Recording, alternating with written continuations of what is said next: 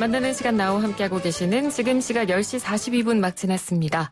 자, 이번 코너는 역사 속에서 세계를 배우는 시간이죠. 세계사로 뉴스 읽기 이원복 석좌교수 전화로 연결합니다. 교수님 안녕하세요. 네, 안녕하세요. 네, 교수님께서도 이 CNN발 김정은 위중설 보도 보셨습니까? 예, 네, 봤죠, 당연히. 네, 그래서 이 보도 때문에 정말 그야말로 전 세계 언론이 들썩거렸습니다. 네. 그래서 뭐 오보인지 아닌지는 지금 판명이 나지 않았습니다만, 그렇죠? 네. 그래서 오늘 이 시간에는 저희가 역사를 바꾼 오보와 뉴스를 한번 좀 짚어보면 어떨까. 예. 네, 그런 생각이 들어서 준비를 해봤는데요. 네. 사실 뭐 그 어느 나라보다도 추측성 보도와 가짜 뉴스가 많이 생산되는 나라가 북한이 아닐까 싶은데. 그렇죠. 네, 이번에도 그래서 김정은 위중설이 돌기도 했고, 근데 과거에 김일성 사망 오보가 터진 적이 있었잖아요. 교수님께서도 네, 그런 적이 기억하시나요? 있었죠. 그렇죠. 네. 그게 1986년 11월로 기억되는데, 우리나라 최대 신문의 하나가 김일성이 총격당해서 죽었다는 보도에 호의가 나왔거든요. 네. 근데 그로부터 나흘 후에 김일성이 나타나가지고 아주 크게 망신을 당한 적이 있었죠. 네. 그리고 김일성은 실제로 그보다 8년 뒤에 1994년에 죽었죠. 그렇습니다. 그리고 미국에서 뭐 위상이 압도적인 초일류 신문이라고 평가받는 곳 중 하나가 바로 뉴욕타임스인데. 그렇죠. 네. 우리나라와 관련해서 대형 오보를 낸 적이 있었어요. 명성황후와 관련한 오보였죠. 그게 이제 1982년 7월 달에 일어난 그 이모군란 때였는데요. 이모군란이 터지니까 이제 민비가 표적이 돼가지고 명성황후죠. 그래서 잠적을 한 사건이 벌어졌어요. 네. 근데 이제 이 뉴욕타임스가 영국서 수신된 보도라고 해가지고 왕과 왕비가 살해됐다고 보도를 했고요. 그러니까 당연히 그때는 뭐 이렇게 한국이라는 나라가 관심도 없었던 나라고, 네. 또 통신시설이 지금과 같이 좋았던 때가 아니니까 그런 오보가 나왔던 것 같은데, 하여튼 그 뉴욕타임스로서는 굉장히 좀 치명적인 그런 오보였죠. 네. 그러니까 명성황후가 멀쩡히 살아있는데. 그렇죠. 네. 살해됐다는 대형 오보를. 당연히 장례식까지 치르고 있죠, 그때.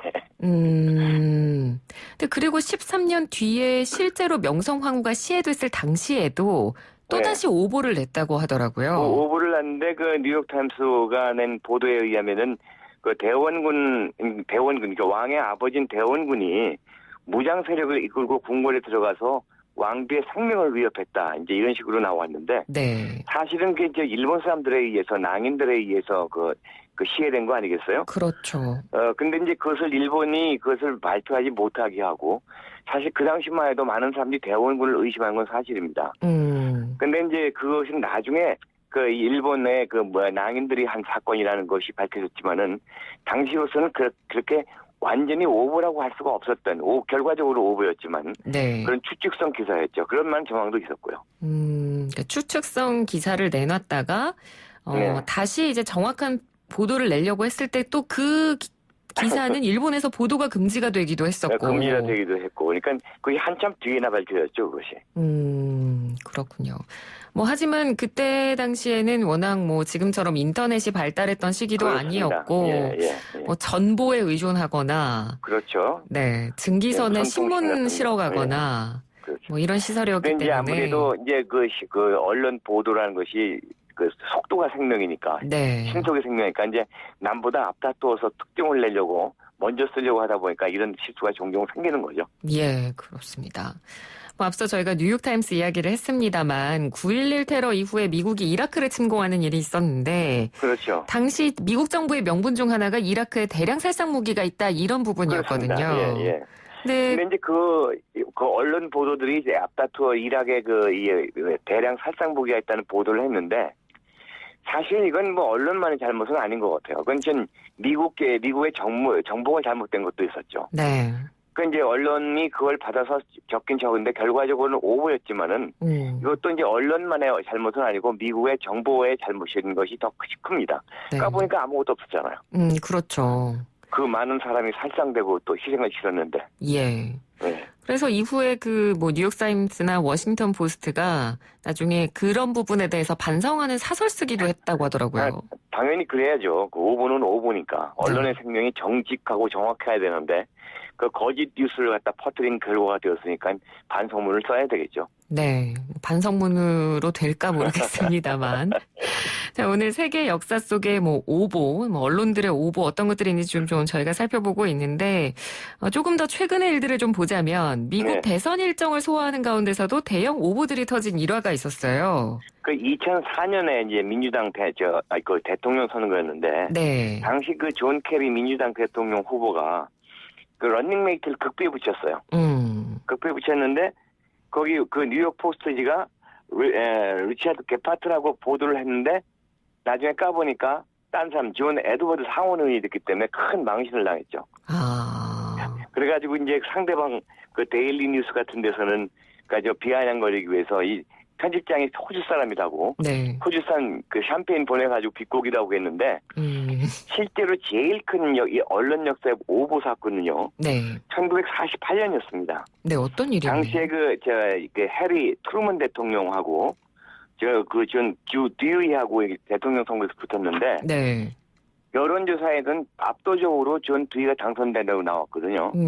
그래서 투표한 다음 날 그 헤럴드 트리뷴인가 그 신문 시카고 트리뷴지가 네. 듀이가 당선이라고 대문짝만하게 인쇄해서 배포를 했어요. 근데 대기는 해리 그 트루먼 대통령이 됐거든요. 그래가지고 그 며칠 뒤에 트루먼 대통령이 그 오보가 된 시카고 트리뷴지를 하늘 높이 이렇게 쳐들고 있는 그 사진이 신문 오보에 두고두고 하나의 명사건으로 대표적인 사건으로 지금 회자되고 있습니다. 그렇군요. 관련 사진도 한번 찾아보시면 재밌을 것 같고요. 예, 재밌어요. 네, 그 대선 관련해서 또 오보가 난 일이 있었는데 그 부시 전 대통령이 43대 대통령으로 당선됐을 당시에도 오보가 또 있었죠. 근데 이제 그것은 오보이기도 하고 아니기도 하죠. 왜냐하니까 그 당시에 그 엘고하고 조지 워커 부시하고 붙었는데 네. 사실 결과적으로 그 전국적으로 득표는 엘고가 많았죠. 근데 문제는 이게 선거인 단수에서 부시가 이겼기 때문에 결과적으로는 부시가 이겼다는 얘기하는 것이 잘못은 아닙니다. 근데 이제 그것이 완전히 확정되기도 전에 아주 박빙을 긋는 과정에서 부시가 됐다고 보도를 냈기 때문에 이제 그것이 문제가 된 거죠. 네. 하루라도 빨리 다른 언론사들보다 빨리 소식을 전하려고 하다 보니까 네네. 이런 해프닝 아닌 해프닝이 발생을 했었던 것 같고요. 근데 이제 신문이나 방송이라는 것이 하루가 아니라 1분 2초가 네, 한 거죠. 맞습니다. 그 심정에서 그런 거죠. 네. 한국도 외신을 전하는 과정 중에서 오보를 낸 적이 꽤 많죠. 많죠. 뭐 예를 들어서 2003년에 빌 게이츠가 피살했다는 보도가 나오기도 하고 네. 엉뚱한 것들. 그리고 또 최근에 우리 가슴 아픈 사건 중에 하나가 세월호 사건 당시에 338명 전원이 구조됐다는 그런 오보가 나온 적도 있죠. 곧 수정됐지만. 네, 맞습니다. 네.